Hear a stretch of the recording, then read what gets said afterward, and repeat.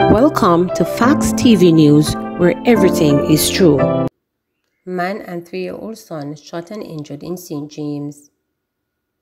A 38-year-old man and his 3-year-old son are being treated at hospital after they were shot by armed men at their home in St. James on Friday night. The police say about 8 p.m., the man, his child, and other family members were at home when heavily armed men entered the house. The gunmen opened fire hitting the man and the child before escaping on foot. The police were summoned and the two were rushed to hospital, where they were admitted in critical condition.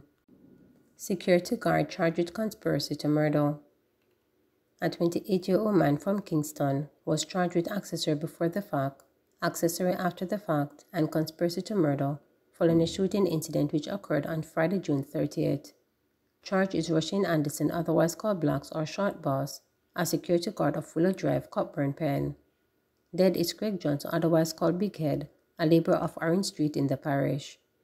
Reports from the Central Police are that about 9:45 a.m., Johnson was standing in his yard when a Toyota motor car drove up with Anderson and other men who alighted from the vehicle and allegedly opened fire hitting Johnson.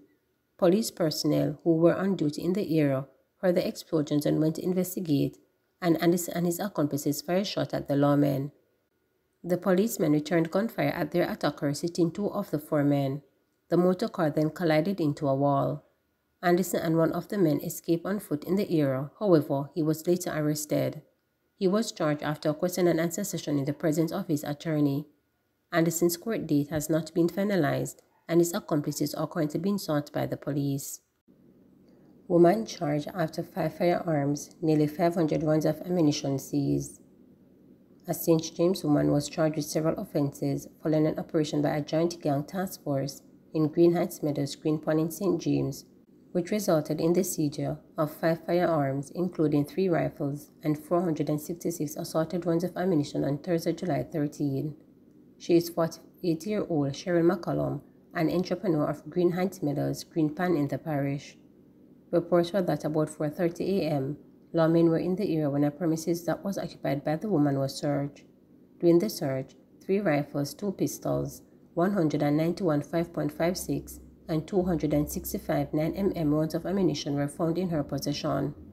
McCollum was subsequently taken into custody and was charged with the stockpiling of prohibited weapons, dealing in prohibited weapons, 16 counts of possession of prohibited weapon, unauthorized possession of ammunition, possession of assorted parts of firearms, and unauthorized use of premises for storage of firearms and ammunition.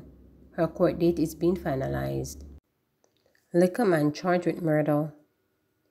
The St. Andrew South Police have charged a 35-year-old man with several offences in relation to the shooting death of a man on 44 Drive in the parish on Wednesday, June 28. He is Andre Hoffman, otherwise called Little Man, an electrical engineer of 440 Drive, Kingston 11. Dead is 22-year-old Devante Gallimore, otherwise called Bob, a labourer from the area. Hoffman was charged with murder, conspiracy to murder, being in possession of a prohibited weapon, being in possession of a prohibited ammunition, wounding with intent, and using a prohibited weapon to commit a felony. Reports are that about 7:30 p.m., Gallimore and another man were partying at the Sandy Gully Bank in the parish when they were allegedly pounced upon by Hoffman and his accomplices, who shot them several times. The police were alerted and they were taken to hospital, where Gallimore was pronounced dead and the other man was admitted for treatment. A report was made to the police and Hoffman was arrested. He was charged after he underwent a question and answer session in the presence of his attorney. Hoffman's court date has been finalized and his accomplices are being sought by the police. PM defends government MPs projects amid criticism from opposition MP in Manchester.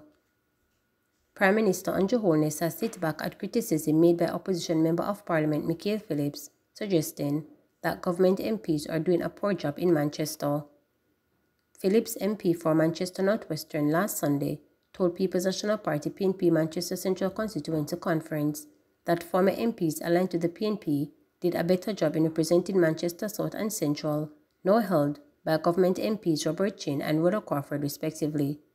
Holness, in addressing the handing over of a housing unit in a fire victim in Beverly, St. Paul's in Manchester on Friday, took Phillips to the task, outlining several projects underway in the parish. My good friend went to great lengths to say how much were not being done in this parish and his constituency, and these matters are quite subjective, and whilst he may have given an opinion that is not rooted in facts, I wish to bring some facts to the attention of the public in the presence of my good friend Mikhail, said Holness while speaking in Phillips' constituency. In 2020, just when COVID-19 pandemic hit Mandeville was affected by water, it is a little distance away. No one would have remembered that, but we have spent over $1.4 billion on the Greater Mandeville Water Improvement Project, said Holness. He said 34,000 households will benefit from the water system. The complaints used to be many, but since the project is in the progress, we have not been getting that much complaints, even during the drought, because it has improved quality of life, Holness said. That is something that may escape people, because again, it is not a pain point. It is being solved, so nobody remembers that. But it should be remembered that we did spend significant resources to bring water to Manchester, added Holness. He noted that the Greater Mandeville traffic management implementation is nearly completion. There were some complaints because any change in traffic management would have impacted on commerce, but I think generally the people of Mandeville are quite happy with the improvements in traffic flow, he said. Holness reiterated that the expected benefits to be derived from the Maypen to Williamsfield leg of Highway 2000 set the completion in August. That is a massive investment in infrastructure. I must say that it will improve driving time, it will open up new areas for development, it will certainly bring new economic benefit and value to Mandeville, he emphasized.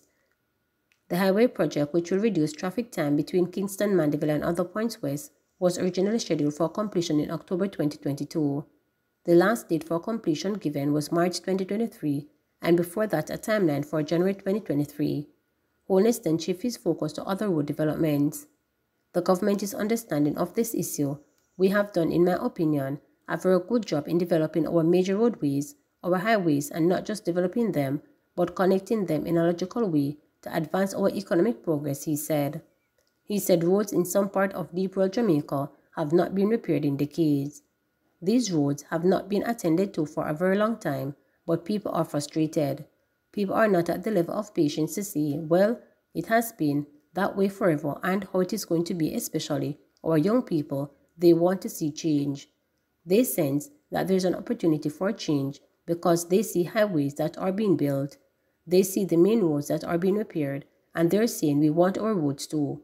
Yes, there's an opportunity for change because we have managed the opportunity so well that we now have fiscal space to allocate $40 billion from the budget over the next 2 years to repair local roads, said Holness. I think my point is made by Mikhail. It is a political season. You can debate opinions, but you can't debate fact, Holness told Phillips.